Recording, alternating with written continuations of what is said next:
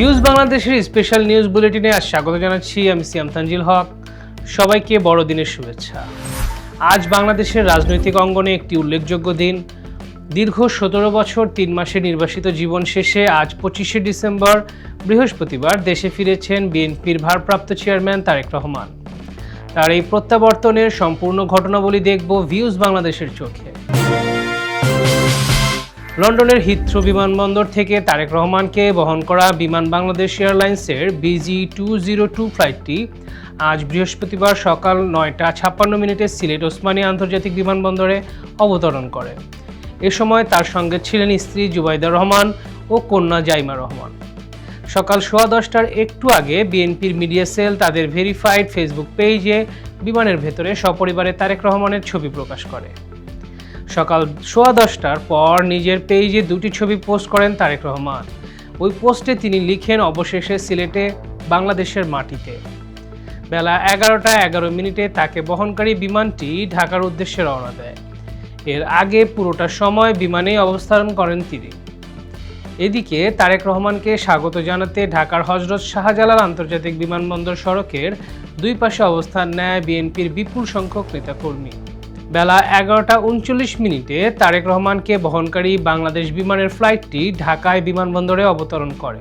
বিমানবন্দরে তারেক রহমানকে স্বাগত জানান বিএনপির মহাসচিব মির্জা ফখরুল ইসলাম আলমগীর, জ্যেষ্ঠ যুগ্ম মহাসচিব রুহুল কবির রিজভী, স্থায়ী কমিটির সদস্য সালাউদ্দিন আহমদ, গয়েশ্বরচন্দ্র রায়, মির্জা আব্বাস সহ অনেকেই সেখানে উপস্থিত ছিলেন। বিমানবন্দরের ভিআইপি লাউঞ্জে অবস্থানকালে প্রধান উপদেষ্টাকে ফোন করে ধন্যবাদ জানান তারেক রহমান। বিমানবন্দর থেকে বেরিয়ে এসে লাগোয়া বাগানে খালি পায়ে কিছুক্ষণ দাঁড়িয়ে থাকেন তারেক রহমান। এ সময় তিনি এক মুঠো মাটি হাতে তুলে নেন। দুপুর 12:35 ভিআইপি গেট দিয়ে বের হন তিনি। এ সময় সামনে থাকা নেতাকর্মীদের উদ্দেশ্যে হাত নাড়েন, তাদের সালাম দেন। তারেক রহমানের স্ত্রী জুবাইদা রহমান ও মেয়ে জাইমা রহমান হযরত শাহজালাল আন্তর্জাতিক বিমানবন্দর থেকে গুলশানের বাড়িতে চলে যান। দুপুর 12:57 তারা গুলশান এভিনিউয়ের 196 নম্বর বাড়িতে ঢোকেন। তখন জাইমা হাত নেড়ে উপস্থিত মানুষদের শুভেচ্ছা জানান। অপরদিকে বিমানবন্দর থেকে বেরিয়ে রাজধানীর পূর্বাঞ্চলে 300 ফিট এলাকায় 36 জুলাই এক্সপ্রেসওয়েতে গণসংবর্ধনা স্থলের দিকে রওনা হন তারেক রহমান। তার জন্য আগে থেকেই লাল সবুজ রঙের একটি বাস সাজিয়ে রাখা হয়েছিল। এতে চড়েই তিনি সংবর্ধনা স্থলের দিকে রওনা হন। সেনাবাহিনী, বর্ডার গার্ড বাংলাদেশ ও পুলিশের বহর তারেক রহমানকে বহনকারী বাসটিকে কর্ডন করে নিয়ে যায়। এ সময় অভূতপূর্ব দৃশ্য দেখা যায়। বিমানবন্দর এলাকা এর মধ্যেই জনসমুদ্রে পরিণত হয়েছিল। তার মধ্য দিয়েই ধীরে ধীরে এগিয়ে যায় তারেক রহমানের গাড়িবহর। এ সময় গাড়ির সামনের আসনে বসে রাস্তার দুই পাশে থাকা নেতাকর্মীদের উদ্দেশ্যে হাত নেড়ে শুভেচ্ছা জানান তারেক রহমান। বিকেল 3:30 নাগাদ গণসংবর্ধনা স্থলে পৌঁছান তারেক রহমান। বেলা 3:51 দিকে তারেক রহমান মঞ্চে ওঠেন। মঞ্চে উঠে নেতাকর্মীদের উদ্দেশ্যে হাত নাড়েন তিনি। মঞ্চে তারেক রহমানকে স্বাগত জানান বিএনপির মহাসচিব মির্জা ফখরুল ইসলাম আলমগীর। এ সময় তার সঙ্গে বিএনপির অন্যান্য সিনিয়র নেতারাও উপস্থিত ছিলেন। বেলা 3:57 তিনি বক্তব্য শুরু করেন। শুরুতেই বলেন, প্রিয় বাংলাদেশ। বক্তব্যে তারেক রহমান বলেন, 71-এ দেশের মানুষ যেমন স্বাধীনতা অর্জন করেছিল, 2024 সালে তেমন সর্বস্তরের মানুষ সবাই মিলে এ দেশের স্বাধীনতা ও সার্বভৌমত্বকে রক্ষা করেছিল। আজ বাংলাদেশের মানুষ কথা বলার অধিকার ফিরে পেতে চায়। তারা তাদের গণতন্ত্রের অধিকার ফিরে পেতে চায়। তারেক রহমান আরও বলেন, আমাদের সময় এসেছে সকলে মিলে দেশ গড়ার। এ দেশে পাহাড়ের, সমতলের, মুসলমান, হিন্দু, বৌদ্ধ, খ্রিস্টান সবাই আছে।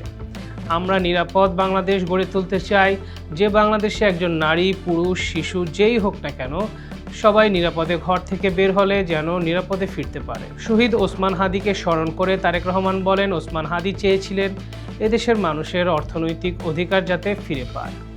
71-এ যারা শহীদ হয়েছে, 24-এ যারা শহীদ হয়েছে, তাদের রক্তের ঋণ শোধ করতে হলে প্রত্যাশিত বাংলাদেশ গড়ে তুলতে হবে। তরুণ প্রজন্মই আগামীতে দেশ গড়ে তুলবে বলে আশা প্রকাশ করেন তিনি। গণতান্ত্রিক, শক্তিশালী, অর্থনৈতিক ভিত্তির ওপর দেশকে গড়ে তোলার ওপর জোর দেন তারেক রহমান। তিনি পরপর 3 বার বলেন, আমরা দেশে শান্তি চাই। মার্টিন লুথার কিং এর বিখ্যাত আই হ্যাভ এ ড্রিম উক্তির উল্লেখ করে তারেক রহমান বলেন, আই হ্যাভ এ প্ল্যান। তিনি বলেন, আপনাদের সকলের সামনে দাঁড়িয়ে বাংলাদেশ জাতীয়তাবাদী দলের একজন সদস্য হিসেবে আমি বলতে চাই, I have a plan for the people of my country, for my country. দেশকে গড়ে তুলতে তার পরিকল্পনা রয়েছে জানিয়ে তারেক রহমান বলেন, প্রত্যেক মানুষের সহযোগিতা তার প্রয়োজন, তাহলে পরিকল্পনাগুলো বাস্তবায়ন করা সম্ভব হবে বলে জানান তিনি। তারেক রহমান এ সময় মা বিএনপি চেয়ারপারসন সাবেক প্রধানমন্ত্রী খালেদা জিয়ার সুস্থতার জন্য সবার কাছে দোয়া চান। তারেক রহমান বলেন, সবাই মিলে করব কাজ, গড়ব মোদের বাংলাদেশ। সবশেষে তিনি সবার প্রতি কৃতজ্ঞতা জানান। এরকম আরও স্পেশাল নিউজ পেতে থাকুন ভিউজ বাংলাদেশের সঙ্গেই। ধন্যবাদ।